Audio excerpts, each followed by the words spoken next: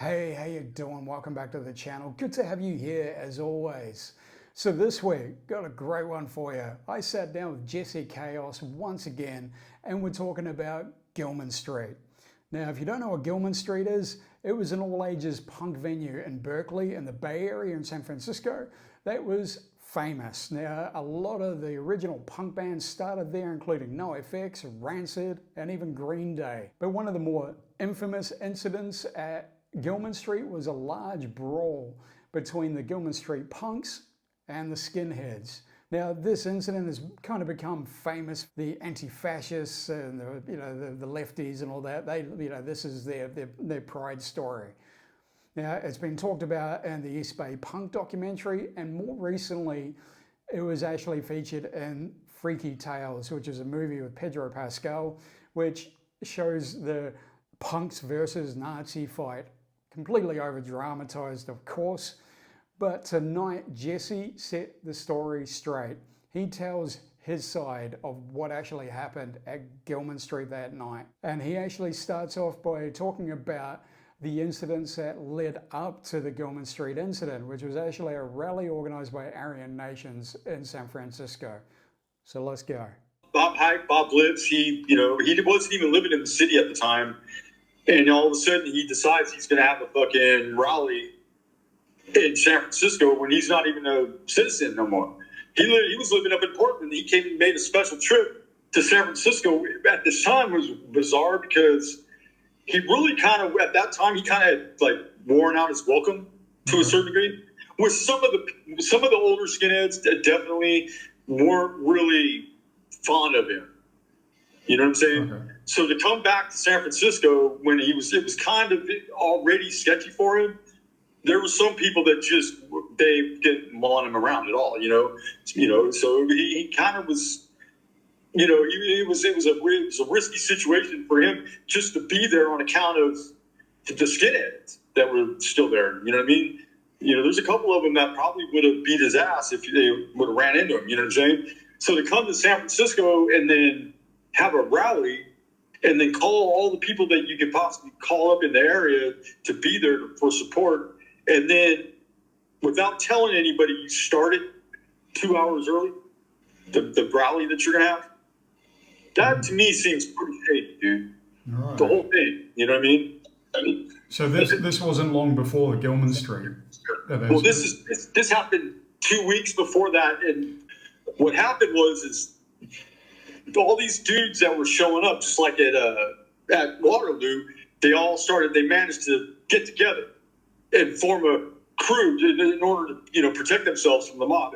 And they had a big enough crew that the mob left them alone. So they all went up to Skinhead Hill, and there was too many of them. So the cops broke it up, and they're like, "You guys got to go." There was like 40, 50 of them, and so they went to the beach, and they were out drinking at the beach, and somebody was just like, "Let's go to Gilman," because that's where all these people that were at this rally, the counter protesters, that's probably where they're going to be after it's all said and done. Because there was a show there that night. So I wasn't there. I was sick for this. I had a temperature of like 105. I was laid up in bed, so I missed this. All my guys were there though, but they all went to Gilman, and it fucking scared the shit out of the people at Gilman. Like they literally, like people ran inside the club and locked the doors and they were literally hiding inside from these guys. And I don't know if the police came and made them leave, but they all went up to Telegraph, and I guess they were ready for them up there.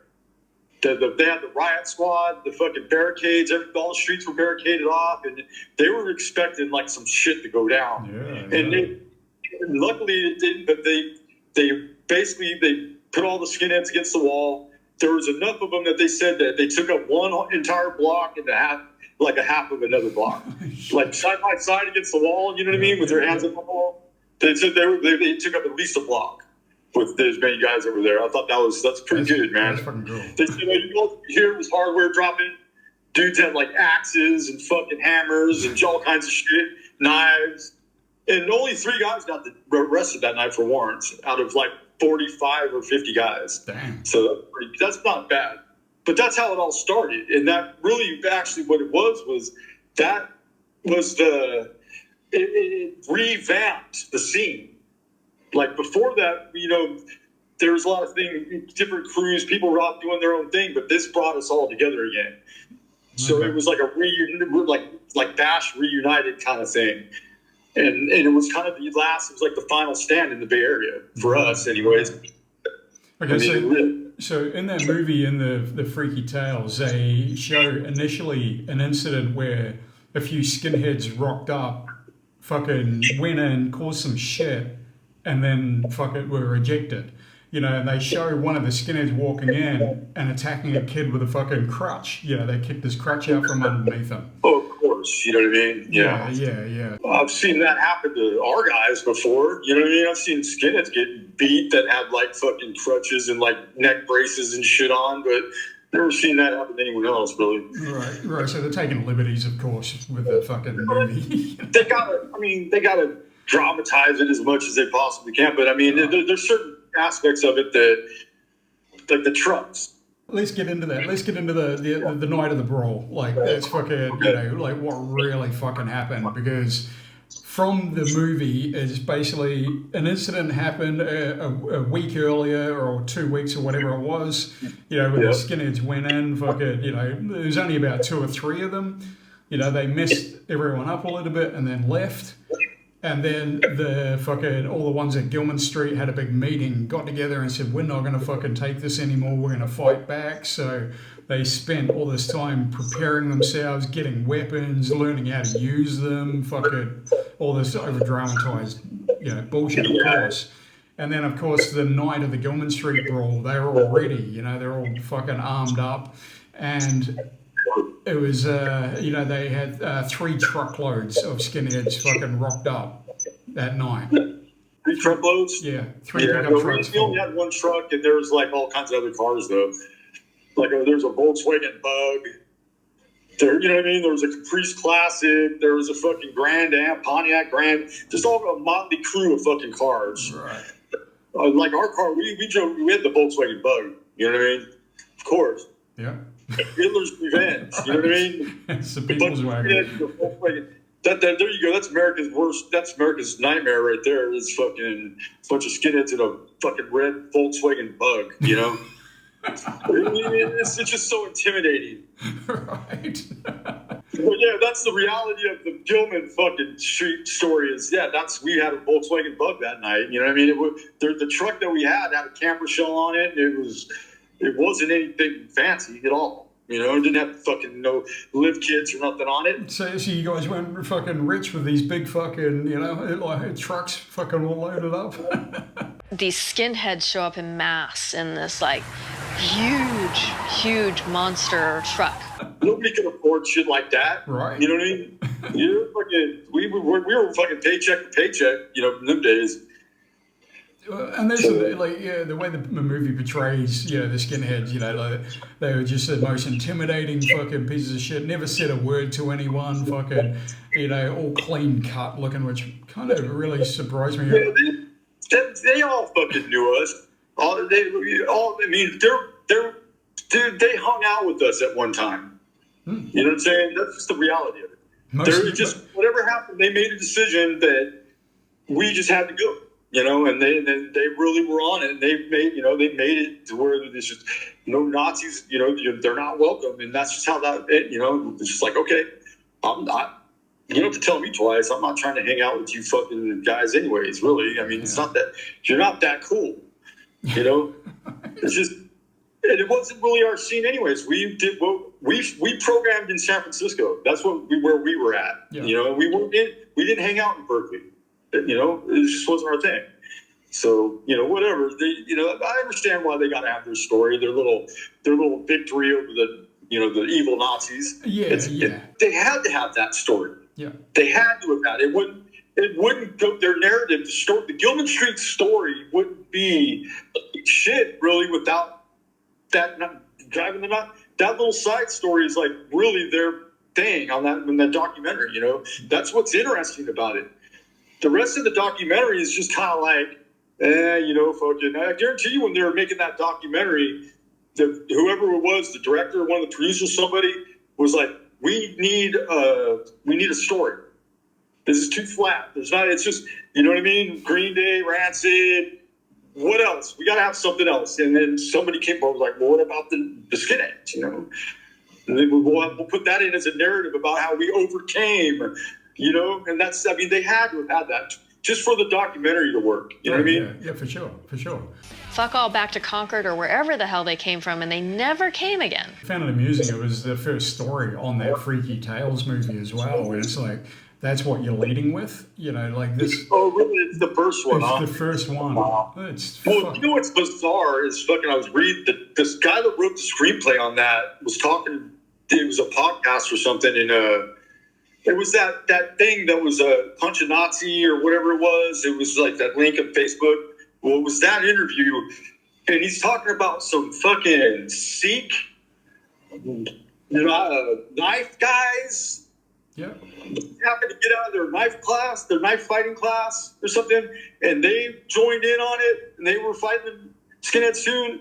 And I'm just like, I don't know what the fuck this guy's talking about, dude. But there were no fucking sword fighter fucking guys, Sikh guys there that I saw. So there was no one fucking with blades that shot lightning out of it as well, you know, because that was in the movie. Yeah, no, I mean, it was really fucking, like, it really wasn't anything. No. There was nothing that happened. I mean, it was just, it was an incident, but it was so short-lived and so uneventful that it was one of them ones that we just kind of forgot about. Like, it's not even, like, when we tell stories about, like, the fucking fights and stuff, that's not one of the go-tos. No, of course not. Really nothing happened. There was, like, there was only a little bit of fighting, really. And, like, we got the fuck out of there because the police were coming, man. Yeah. You know, that's the part they leave out, is that before they even came out to fight, the cops were on the way. And you can hear them. Yeah. Can you talk us through like that night, like, you know, those events, you know, like. Okay, so basically it all started, you know, like I said, with the Bob Heick coming down, and he had his rally, and then it was like a Waterloo situation. So basically that night was the MDC has a song about skinheads, it's talking shit, and they're going to be playing. And the thing is I went through all the archives and the fucking tour schedules of the different bands and the Gilman Streets, what they have in archives about, you know, who was playing what nights. And NBC didn't play that night. Nobody played that night. That makes me think that it was definitely a setup, for sure. Why would they lure us in and by saying that NBC's playing a show when they weren't there? There was no band playing that night. There's nothing down for that night as far as like what no one's booked. NBC played Gilman like a month before that. They were there, Right. But that night there's nothing. There's no bands there. I mean, to me, I found that very, very odd. Yeah. You know, that smells like a setup, big time. Well, yeah, they got Dave Dictor on the documentary talking about being there that night and playing that song, and supposedly that's what triggered us or some shit. But the thing is I don't, you know, the information that I could get off the internet, I could be wrong. I'm not 100% about it, but all the information says that Dave Dictor wasn't even in Berkeley, you know, at that time. I mean, I'd have to look at where the next tour or the next gig MDC played, but I don't think it was in anywhere around. I don't think it was in California anywhere. So he wasn't even in the state, probably. So there was some really shady shit going on with that whole thing. You know what I'm saying? Yeah. But anyways, so what it was is the night before we hooked up with some of the guys from Santa Rosa, came down, Petaluma. We're driving up over Fairmont Drive in San Leandro, where Casperelli goes into San Leandro, and it's where the juvenile hall is. And we were racing down this, it's a big ass hill, and it had just started raining. And it was me and Eric Hogan, and we were racing. And I lost it. And just started fucking doing just, just spinning and hit the fucking curb. I remember backwards, just seeing sparks on both sides of the car, and then coming to a stop. And when we came to a stop, we were right in front of Juvenile Hall. Like, I mean, you could have gotten better view of the front door. So that's how that whole thing started. But the next day, I had a keg, and we went and filled this keg up, and we're just like, everyone's going to show up. We told them where to go. We actually were. We got the keg. Put it on a skateboard. We pushed it up these fucking trails. There's a public swimming pool in Hayward called the Plunge, and behind it there's trails that go all the way up into like the hills where I used to live when I went to elementary school and stuff.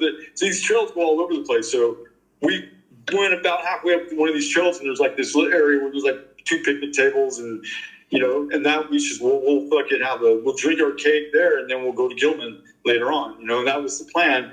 Didn't really know who was all going to show up. Didn't just had a general idea who was going to be there, but ended up we had guys from Concord, Hayward, Berkeley, from Auburn up by Sacramento, that crew of them guys.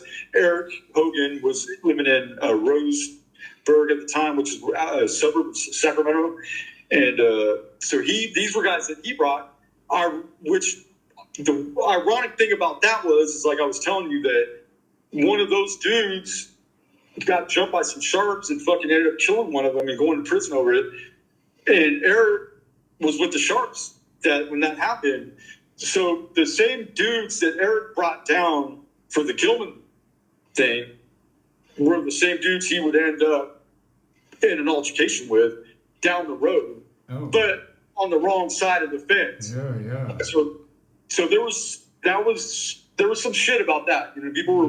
There was fucking people that were really upset about that. Which I understand. Anyways, so me and him, right? We fucking were drinking this keg of beer. There was like 23 of us all together. That's all we could get together. These were guys from all over too. Drink the keg, the whole thing. I remember there's this old, middle-aged couple come walking their dogs up. They come, and the way it was with this little place where these picnic tables were. When you're walking up the trail, you don't see it until you come around this corner, and you're right there. And you know what I mean? It's just everything opens up. So anyone come around that trail, you're not going to get a warning that there's fucking 20 skinheads drinking. You know what I mean? So these people walk up, and they're just like, terrified. Right. They don't know what the fuck to do. You know what I mean? They don't know if they should turn around and run. If you know what I mean, but no one was fucking with them. That's not the kind of shit we did. And if somebody would have, I guarantee there would have been 5 different guys that would have fucking slapped that dude upside his head and been like, dude, you didn't fucking do that kind of shit, man. Yeah. That's not who we are. Yeah. Especially us, because we were hosting. It was Hayward that we were doing this in. You're not going to fucking come to Hayward and like start fucking with innocent fucking people walking their dog on the fuck. You know what I mean? We're not scumbags like that, dude. Yeah. So what would happen was we drink this keg of beer, and then everybody was made to fight somebody.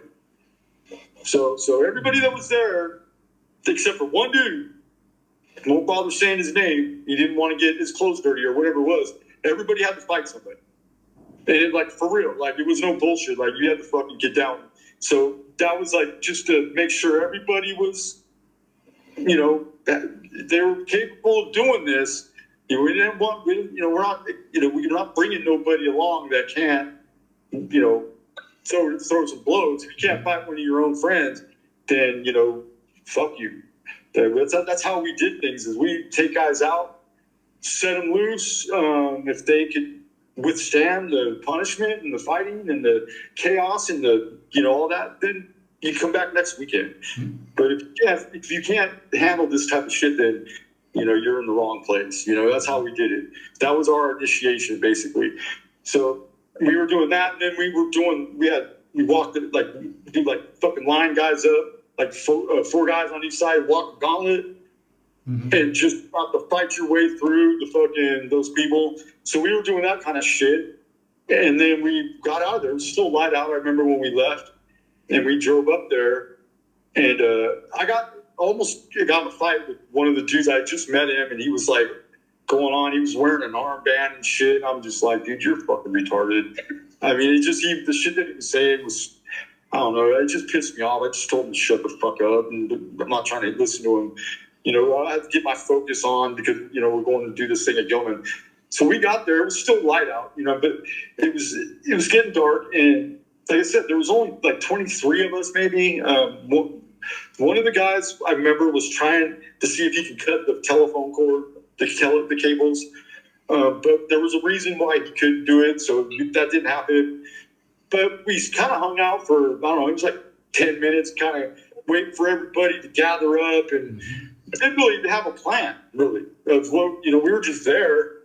And I remember I was in the first group that was out front. There was 3 of us, I remember, and then one dude, I don't remember who it was, but he walked up to the door, and he was ahead of us. And it just, as soon as we got there, it started pissing rain, I remember. And it reminded me of the movie The Outsiders with Pony Boy and, all them guys. And when they have their rumble, and as soon as they start fighting, it just starts raining.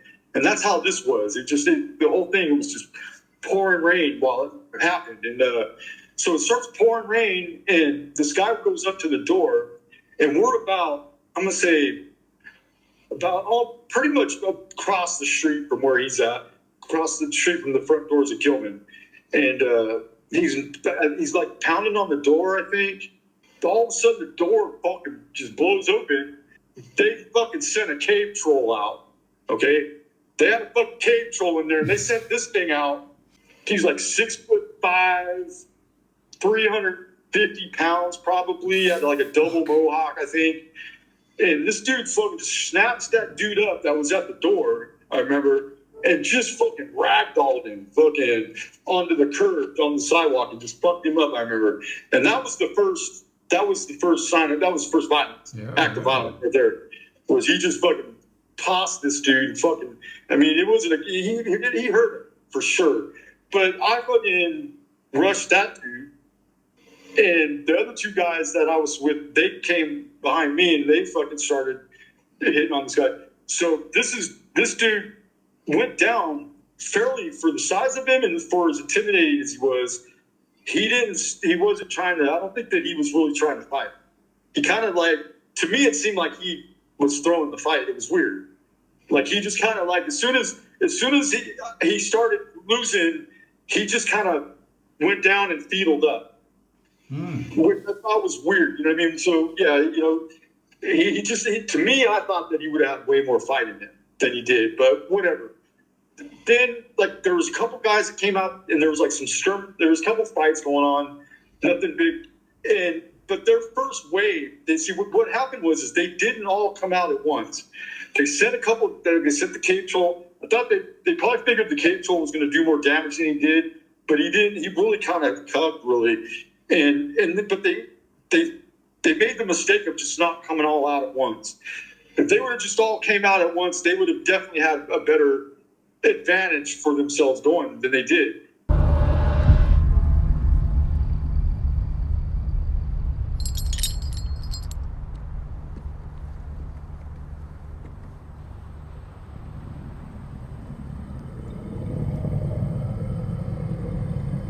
But the thing is while this is going on, you could hear the police sirens are already, they're getting close. They're off in the distance, but, they're not there yet. But they're coming. It's clearly, and there are all kinds of them. You can hear 5 police cars coming. So, people are already starting to, Eric, he's fucking, there's a bunch of guys that are running to get to the cars. And about that time, then the door kicks open again. It flies open. And this is when the rest of them come out, right? So their first wave pretty much got annihilated. There was 3 or 4 guys that came out, and I think they were kind of getting pushed back in. And when that happened, the rest of them came out. And, like I said, we were pretty drunk. I don't remember. I know that I ended up fighting with somebody else. And then the guy that stabbed the shark, Iron Mike, we called him Tom Cruise. He looked like Tom Cruise at that time. He came in hot, fucking just fistful of fucking rings, blasted me in the side of the fucking head, just on accident. It was funny because he was just like, "Oh fuck, sorry," you know what I mean? And he realized he fucking hit me. The dude called me up the next day and was like, "Dude, I apologize, man. I'm just It's all good. You know what I mean? That should happen. I've had my friends kick me in the face before, you know what I mean, on accident. So it happens sometimes, dude. But anyways, I just remember Eric fucking coming into the intersection right there, and he fucking threw his door open. He's yelling at me. He's like, "Come on, fucking the cops are coming." So I jumped in the car with him, and we fucking head out down the side street right there next to Gilman, and we hit the first block, made the first left right there, and then went the 2 blocks up to San Pablo Boulevard, which is the main street there. And when we hit that corner, 2 cop cars went by us right then and there. So we're barely getting out of that fucking off that block, basically, and the police are already there. So I mean, if we would have stayed any longer and fucked around, I mean, the whole thing lasted about 5 minutes at the most. It was it was a whole lot of nothing. You know, what happened? There's one guy got knocked out. He was laid out. Someone hit him with the head and the bat. All right, so that's it for part 1. Coming up in part 2, the conclusion to the Gilman Street Brawl and everything that happened afterwards. Make sure you tune in on Thursday night for part 2. And hey, if you want to keep seeing videos like this, all you got to do is like, subscribe, and hit the little bell to get notified, and you'll be seeing new videos from me every week. And if you want to support this channel, many different ways you can do it. You can buy me a coffee, you can buy my merchandise, or PayPal donations. It all helps to support me and to keep this channel going. But I will see you next week. Have a great week. Stay safe. Peace out. And love and light to you.